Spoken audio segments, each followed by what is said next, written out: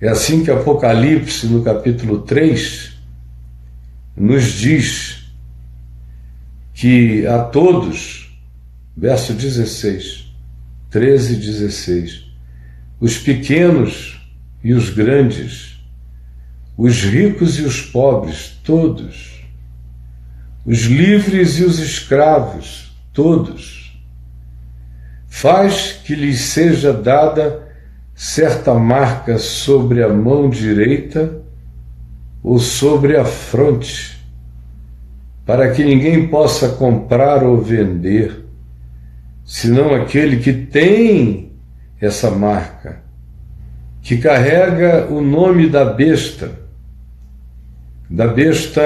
política, que emerge do mar e que controla o mercado de toda a Terra, a economia planetária.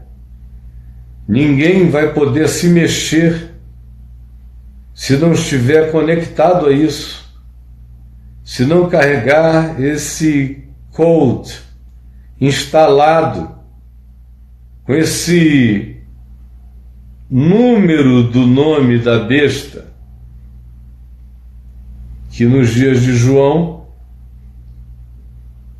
quando as letras tinham equivalência aos numerais, por um número poderia-se chegar a um nome, e por um nome poderia-se chegar a um número.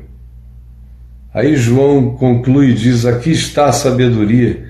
Aquele que tem entendimento, calcule o número da besta, pois é número de homem. O que ele está dizendo é que isso será uma operação humana.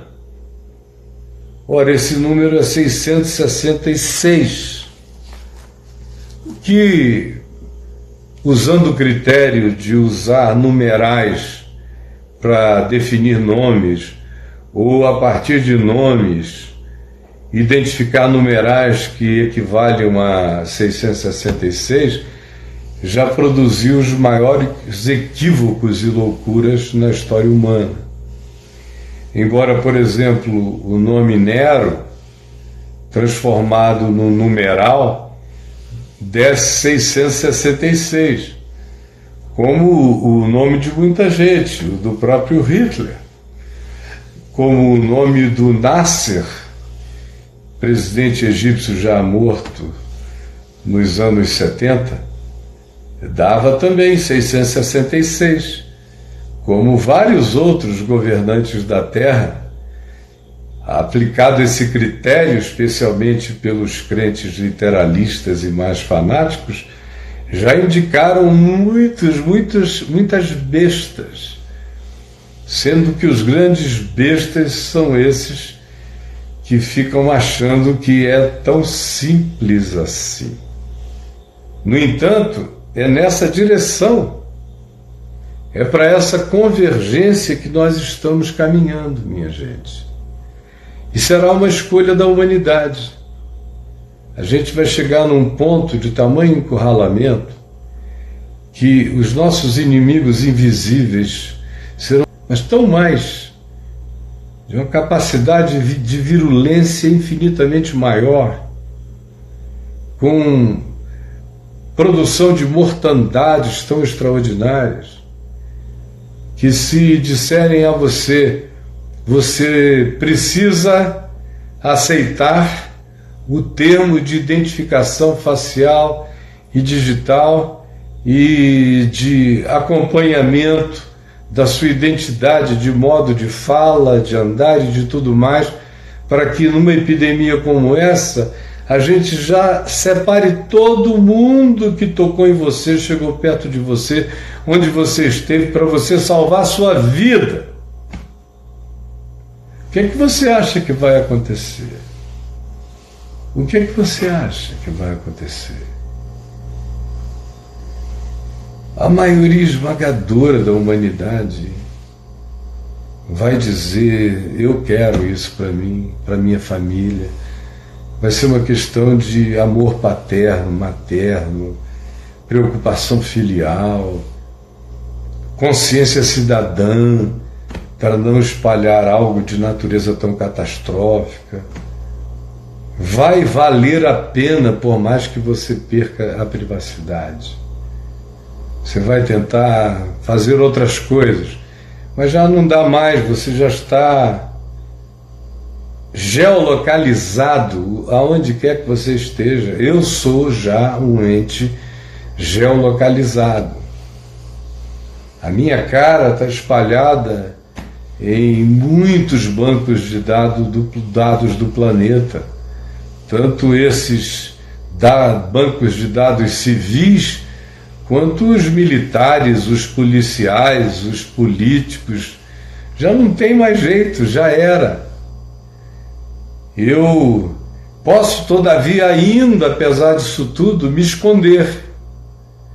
Posso ainda ter uma chance mínima de desaparecer, desde que eu não bote a cara para fora em lugar nenhum, porque vai chegar uma hora em que a inteligência artificial vai ser unificada, e aí aonde quer que você esteja no planeta, se você puser a cara para fora alguns segundos em algum lugar, as bilhões de câmeras vão ler você e vão numa velocidade que não é de 4G nem de 5G, é de instantaneidade. Vai ser a internet da ubiquidade, vai acontecer sem delay, é simultâneo, é tudo junto. Na hora. Vai chegar, oportunizando-se da experiência provocada pelo conhecimento do bem, manifestar-se-á esse abominável da desolação, que certamente terá em algum tipo de ser humano a sua manifestação de face histórica, mas ele vai ser o representante de muitos outros poderes, do dragão, da besta que emerge do mar, da economia, do capital, do controle, a tentativa de concentração de renda, de domínio, de saber quem é quem em qualquer lugar da terra, com as bênçãos da religião, como foi no Império Romano. Como eu disse, isso tudo já aconteceu e cresce numa espiral crescente. No Império Romano, você visita a Itália, visita a Turquia, visita outros lugares onde os romanos tiveram presença esmagadora, e você vai ver o culto ao imperador, a religião local, como besta que emerge da terra abençoando o imperador, dizendo vamos obedecê-lo. Isso foi mudando, depois disso vieram outros, já veio o cristianismo, continua a fazer a mesma coisa em muitas gerações, está fazendo hoje, abençoando hoje bestas da economia, do poder, da conjunção das forças internacionais no interesse do lucro e do ganho. A religião vai e abençoa. E não é só o cristianismo. Houve tantas guerras abençoadas também pelo confucionismo, até pelo budismo. Pelo islamismo, faz 1400 anos praticamente que eles estão acostumados a guerrear em nome de Deus e abençoar qualquer que seja o calife que faça isso bem feito, o califa. Então é um fenômeno universal essa coisa de religiões validarem poderes, não é só no cristianismo. Agora, como o cristianismo tem representado nos últimos 1700 anos a maior potência, a maior potestade da terra, o cristianismo, por enquanto, é aquele que mais tem ungidos bestas políticas e econômicas em nome do seu bem-estar, de receber poder. Ele oferece poder para ter mais poder do que os demais nesse ambiente onde o controle é total. E a história humana inteira nos ensina isso. A leitura do livro do Apocalipse é assim. As coisas vão se abrindo e vão ampliando as dimensões das realidades catastróficas. As coisas começam com 1/3, depois dizem 2/3 da humanidade, depois diz todo ser vivente no mundo foi atingido. O Apocalipse mostra claramente para nós que isso cresce, se amplia, começa pequeno e o pequeno do Apocalipse já é enorme, vai aumentando, vai aumentando, vai aumentando, até que as mesmas coisas voltam e voltam sempre com um poder extraordinariamente mais forte. E no Apocalipse o que acontece? No Apocalipse chega-se a um momento de tamanha impotência humana diante da magnitude das catástrofes de todas as naturezas, a água estragada no mundo inteiro, revoltas naturais na produção de pragas de pestes que só pioram, crises de natureza ambiental horrorosa que não se pode ver a luz do sol durante o dia, o envenenamento dos mares, a morte enorme, imensa de vida marinha e de vida aquática, a proliferação bacteriológica, as pessoas começam a morrer nos dias de João sem saber porquê. Nos nossos dias a gente sabe quais são as razões. As pestes de natureza existencial, aquelas que atacam a alma, atacam a mente, fazem a gente ter ardente desejo de morrer, como eu tenho falado tantas vezes no Apocalipse capítulo 9, aquela angústia existencial que faz com que o indivíduo descubra algo pior do que qualquer outra dor, que é a dor de existir, a dor de ser, que faz o indivíduo então querer morrer. E isso que está presente entre nós, numa escala ainda pequena, vai crescer.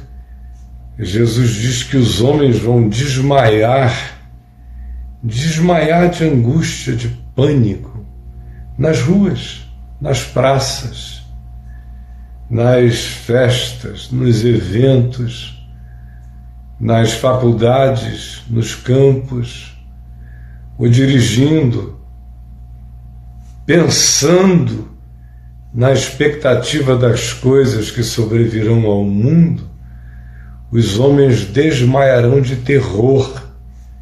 É o que diz Jesus, por exemplo, aludindo de maneira imediata ao aumento dos mares, ao crescimento das ondas, ao rugido angustioso dos mares anunciando a invasão das terras e dos litorais, enquanto mortes vão graçando para todo lado. A leitura do Apocalipse é um tirar de véu. A palavra Apocalipse significa tirar o véu. É um tirar de véu para que a gente enxergue o que inevitavelmente acontecerá com a humanidade se nós não convertermos os nossos conceitos, as nossas ideologias, os nossos caminhos, os nossos pensamentos, os nossos valores, os nossos significados. Coisas essas que, infelizmente, os homens não se converterão a elas. Eu vejo muita gente dizendo que o coronavírus vai mudar o mundo, vai dar uma alterada em alguns mais prudentes, mais visionários, vão continuar vendo e olhando as coisas de uma maneira muito mais cuidadosa, cautelosa e profética.